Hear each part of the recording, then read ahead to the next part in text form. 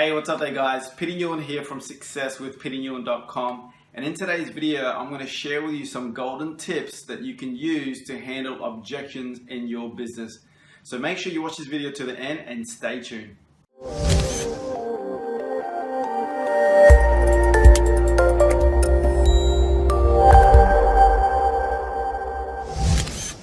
Alright, objection handling. Now, no matter what business you run, you're going to always receive objections, okay? And what I'm about to share with you has been strategies and tips that I've used over the years in my business. Now, I run a traditional brick and mortar business, which is a personal training business.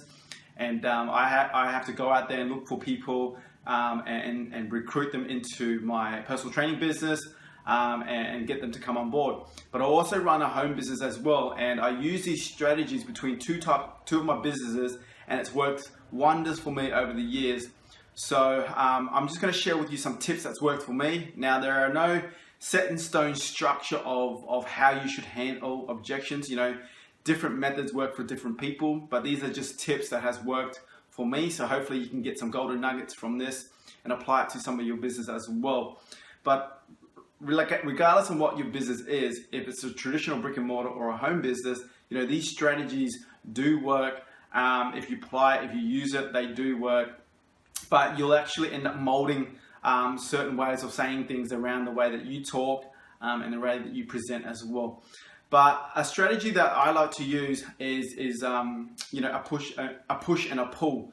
And when I do presentations, a lot of times they turn around and go, oh, look, I can't do this business. It's just not for me. It's too hard for me. And I always turn around and go, well, you're probably right.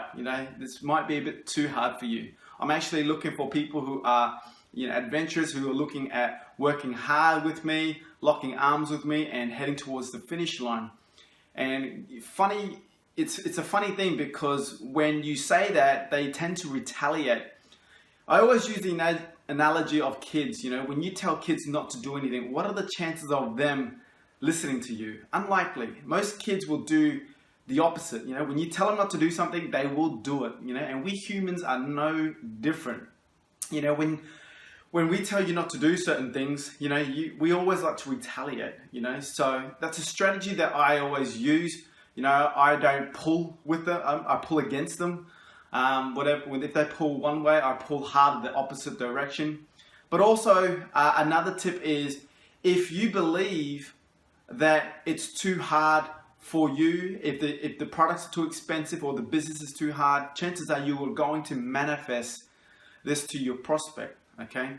And chances are, the way that you hold yourself, the posture will be a little bit sloppy as well. You'll be a bit nervous. And I do understand that, if you are building this business from scratch and you are new to this business, that you are going to be nervous.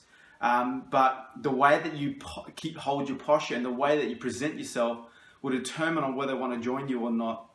And also at the same time, the way that you talk, your tonality, and the words that you use will also determine on whether you're a bit skeptical about your products or your business as well. Okay, so you just keep that in mind and be mindful of that.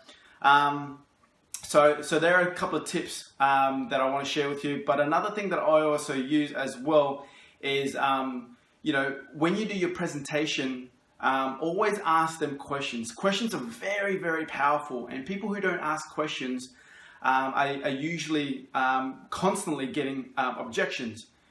And one of the things you want to be doing is you want to be a problem solver. Everyone has problems, and you want to ask questions so you can figure out what their problems are so you can handle it.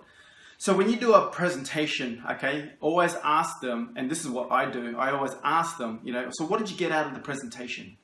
And you let them speak. And then you ask them, has anything changed in your life since this presentation, And let them speak again. And I always ask them, why were you so open to looking at this presentation? And they might answer with you, I'm looking at making some more money. I'm looking at, paying off my debt or whatever. Then you ask them, okay, with extra money, what are you going to use with that money? So if you were able to make an extra, how much more money would you like to make? And they might answer, I want to make another $5,000 a month. Well, with an extra $5,000 a month, what are you going to use with it? and let them answer. Once again, always let them speak. And when they tell you exactly what they want to do with that money, that, my friend, is gold, okay? That right there is powerful. What you do from that is you utilize that to sell them your vision, to sell them your business, okay? To show them that what you have can help them achieve those goals. All right, so I hope that has helped you. Always remember to ask questions because it's very, very, very powerful, and you can use that, and you will be surprised that the more questions you ask, the less objections you will get, okay? So I hope that's helped, and if you're looking at dealing with handling objections, if you're watching this video because you want to know how to handle objections, then chances are you're looking at prospecting too. So if you want to know more information on how you can get some good prospecting tips, well, just below this video or above this video will be a link where you can get access to 10 top prospecting tips so that you can use to get more leads and use the strategy that I just taught you to handle objections. So I hope that's helped. If this has given you value, if this video has given you value, please comment, like, share, and I would appreciate it very much. And I will see you on the next video. Bye for now.